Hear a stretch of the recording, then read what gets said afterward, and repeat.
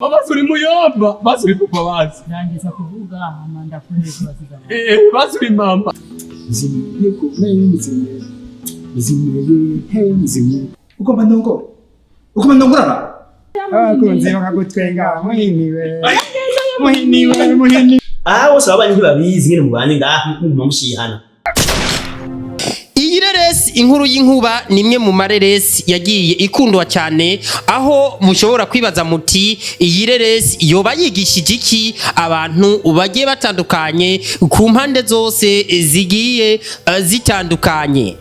Nima yari kiramvu rero reka mbaze ndabaramutse ndababwira ati ibintu birasa neza cyane aho tugiye kurabira hamwe iyi reresi inkuru y'inkuba. Ku bantu musanzwe muzi inkuba si ikintu kibonekeza, inkuba ni ikintu kiza nk'umuravyo kandi uwo gihuye nawe bimaze guhura kikamugirira nabi. Reka rero twamaze gushika rero kwa AMEDEE Manirakiza aho tugiye kuraba iyi reresi inkuru y'inkuba aho yagiye igakundwa cyane. Akenshi muhora mubona amareresi agenda yandikwa akagenda akinwa abantu benshi bakayaraba ariko ntibibaza ati iyi reresi inyigisho irimwo niyihe. Uyu munsi rero ngarutse nk'amayeri kiramvu kugira ngo turabire hamwe inyigisho nyamukuru zirimwo mw'iyi reresi. Namwiza we urajyaniriye munda muhiniwe. Nta reresi nimwe iburamwo inyigisho ariko hariho amareresi usanga nayo afise inyigisho nkoramutima ku bantu benshi baba bagiye batandukanye bivanye n'ibintu biri mu iyo reresi ukuntu biba biri mu mitima y'abantu benshi ndetse benshi bakabigendana ndetse baravye iyo reresi ikagira ikihinduye kinininya cyane. Abenshi rero barabona AMEDEE Manirakiza yandika amareresi agakundwa si ukuvuga yuko aba yakunzwe ngo ni kubera ukuntu abakinyi yakinishije bakinye canke ukuntu ngo abakinyi bitwaye neza canke ukuntu biba bimeze. Ahakuru haba bakunze histoire yiyo sinema ukuntu ivuga. Nk'iyi histoire y'ireresi y'inkuru y'inkuba nta muntu numwe atari kuyikunda yayibonye. Aha ni reresi rero yagiye yigisha abantu benshi. Ni reresi y'inkuru y'inkuba rero aho tubona yuko yigishije abantu cyane cyane ikabakuramwo agatima k'amacakubiri. Ndani turabona ko yari histoire y'imiryango ibiri abakariha n'abakero. Abakera rero n'abakariha yari imiryango ibiri. Abakariha rivuye mu nizina ry'urukariha baciye babita abantu ko ari abakariha. Urukariha nago n'uruntu bamwesha abantu kera cyane cyane abami nk'uko myireresi babisiguye. Abakera nabo bivuye mu rukero. Urukero ku bantu bahirira inka kumbure barabizi neza cyane kuko urukero n'akantu gafise amenyo bakoresha mu kwahira ubwatsi. Aho abo twokwita abahizi canke abakomamuvyi baca babibona neza cyane bakabisobanukirwa. Bivanye rero nabo bantu babiri uwo muryango wakomotse ko iyi histoire iravuga neza na neza yuko bari bavukana. Bisiguye tukicumva yuko bari bavukana dusa twumva yuko ibintu byose biza bitandukanya abantu biba byavuye ku bantu babiri badahuje bahora bafise ico bari bahuriyeko ndetse ugasanga bari basangiye parasera canke bari basangiye ikindi kintu. Rero iyo hagije kuzamwe imishwano bigasha bituma bicamwo kabiri gutyo ugasanga n'abana babo bantu bakuze bankana.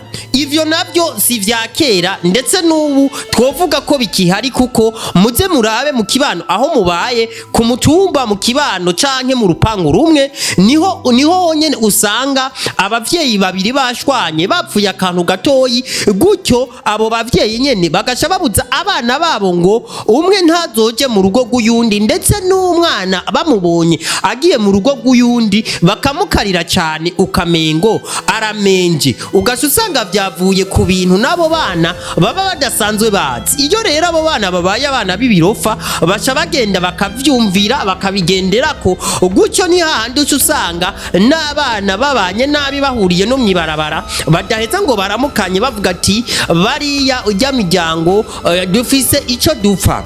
Ni hahandi usanga abantu babiri bari bavukana bagapfa akarimbi canke borne, gutyo bigasha bituma abana buyi badasubira kuvugana n'umwana wuriya. Ni vya bindi rero usanga mu miryango imwe imwe igiye itandukanye, ugasanga mbere bamwe baravuga ati jewe hako mbona umuntu wo mu muryango nopfuma mbona umunyagahinga asanzwe.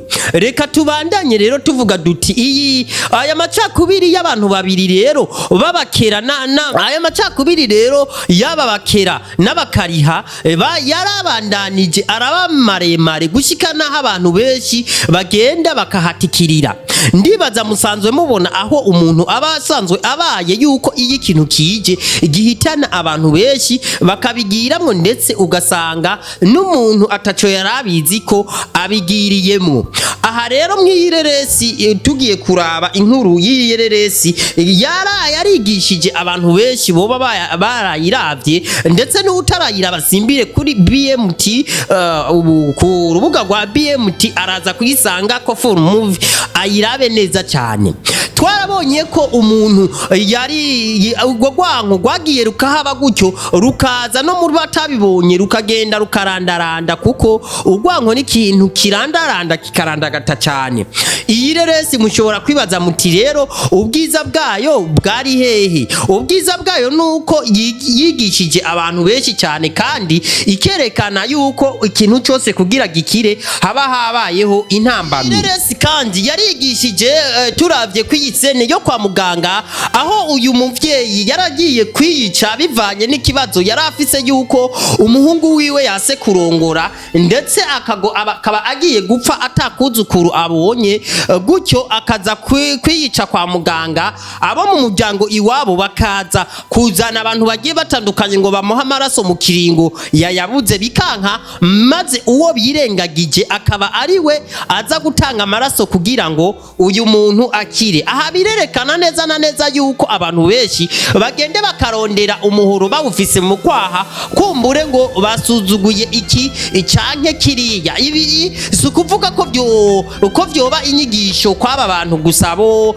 kwa muganga canke ibintu vy'imiryango n'iki. Aha biba ku bantu benshi cyane cyane nko kubakoresha batanga akazi, aho babonye umuntu mu maso bamukengera bakavuga ati iki ntaco yoshobora canke ati iki ntiyogishobora, ndetse ati uwanagikoze gikora nabi, ariko ugasanga abo bagiye kugikoresha bagikoze nabi, kandi wari kugikora neza agifitiye n'ubuhamya yarahari. Aha rero duca tubona neza na neza yuko bagerageje kwerekana yuko kwinuba umuntu bivanye nuko umubona uko wamwumvise cyangwa uko umuzi atari vyiza cyane. Iyi reresi ndetse ni reresi yakoze ku mitima y'abantu benshi cyane, aho musha mubibona yuko inyigisho itaja kwaba canke bari, ahubwo inyigisho ifata umuntu uwo ari we wese. Nawe nk'umuntu yaravye iyi reresi cyangwa utarayiraba, ndakwibutsa ko uja kuyaba kuri BMT ama ukagira commentaire uteye. Iyi reresi biragaragara neza yuko ari reresi yanditswe yizwe ko neza cyane, ndetse harimwo na documentaire nyinshi cyane kandi zigiye zikosoye, zigiye ziryoboye, ndetse zimeze neza cyane. N'uyu mukobwa rero aho yagize ibishoboka byose kugira ngo uyu mumama ashobore kurokora ubuzima bwiwe, aho musha mubona yuko yigisha cyane ko umuntu yakugiriye neza nawe ukora ibishoboka, ndetse ukishira no mukangaratete utaravye abacanke bariya kugira ngo nawe aronke ubuzima. Ndibaza n'uyu mukobwa rero kugira ngo uyu muvyeyi yishime, yaciye abwira umuhungu wiwe ati raba unsome, kuko umukobwa yari afise akabonge kuko umusore wiwe atagomba kurongora ngo aracariko aritonda. Uyu nawe rero yaciye amubwira ati banza usome kugira ngo basi bikunde umuvyeyi yishime, kuko abonye umuhungu wiwe basi asomye umukobwa ni muri rimwe mu buzima avuga ati sinarumbishije, ndafise umuntu nubwo yabikoze yikurayo. Aha rero dusha tubona ko bashatse kwerekana kwigisha neza na neza ko tukwiye kugiriranira umutima w'urukundo wo kwita tugasangira bagenzi bacu tutaravye ibicanke biriya tutaravye ibibi badukoreye. Reka tugende neza cyane. Ni ireresi kandi yatweretse yuko umuntu ushobora kwihangana iyo usenga, ushobora kwihangana kandi atakintu na kimwe utokwihanganira kandi nta na kimwe utokora. Aho uyu musore bemeye kumuzanira indaya kandi akayizanirwa n'umugore wiwe kugira ngo bikunde bishime kuko bari babaye mu vyumba bibiri. Aha rero musha muvuga ati berekanye iki? Iyi sene yaratweretse neza na neza yuko abantu benshi bubatse nubwo usanga babanye neza,